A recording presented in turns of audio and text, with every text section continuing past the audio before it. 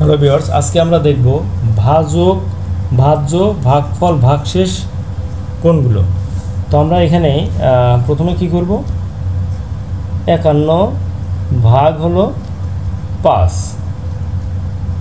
তো এই 51 ভাগ 5, এটার মধ্যে কোনটা ভাজক, কোনটা ভাজ্য, কোনটা ভাগফল এবং কোনটা ভাগশেষ সেটাই আমরা দেখব। তো আমরা যদি প্রথমে কি করি, 5 দিয়ে 51কে ভাগ করি, তাহলে 5 এর মধ্যে প্রথমে কয়বার যাবে, একবার যাবে। তো আমি লিখলাম 5, এরপরে কি 1।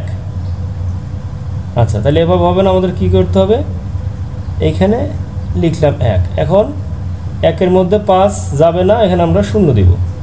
আর সবচেয়ে সহজ ব্যাপার কি, 5 10 50, 10। আচ্ছা, তাহলে আমাদের এখানে কি হলো, 1 হলো আমাদের অবশিষ্ট। তো এইখানে যদি আমরা লিখি, আমাদের কি প্রথমে লিখব আমরা ভাজক।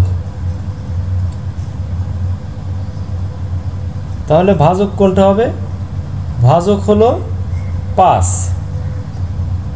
ভাজক হলো কি 5। আচ্ছা, আর ভাজ্য কত হবে, ভাজ্য হবে হলো 51। তো এইটা মনে রাখার জন্য একটা টিপস আমি বলে দেই। আমাদের অনেক সময় কি হয় যে কোনটা ভাজক কোনটা ভাজ্য আমরা ভুলে যাই।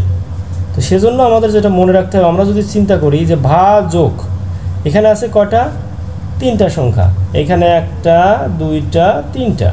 আর ভাজ্যতে কয়টা আছে, 1টা 2টা। তাহলে এটা আছে 2টা অক্ষর, সরি, এটা ভাজকে আছে 3টা অক্ষর, আর ভাজ্যে আছে 2টা অক্ষর। তাহলে বেশি কোনটা, ভাজক, আর কম কোনটা, ভাজ্য।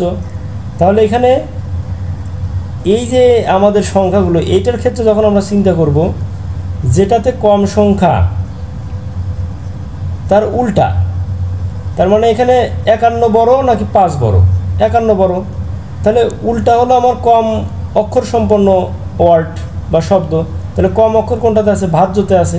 তাহলে 51 হলো ভাজ্য। আর উল্টা মানে বেশি, আর যেটা আছে সেটা হলো ছোটোটা। তাহলে এখানে 5 হলো ভাজক।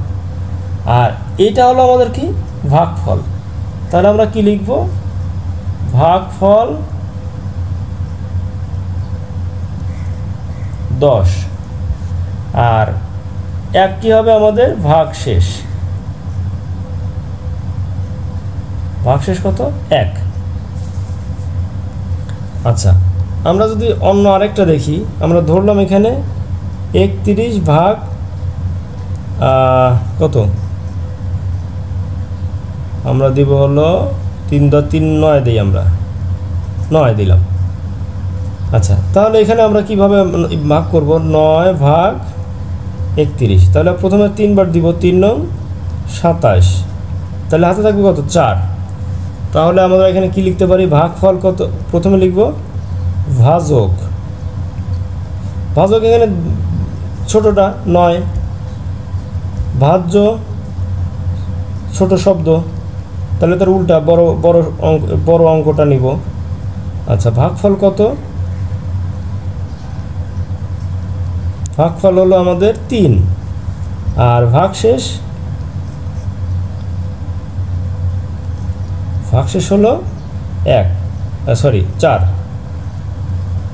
সো এইভাবে কিন্তু আমরা খুব সহজে এই ভাজক, ভাজ্য, ভাগফল, ভাগশেষ চিনতে পারি।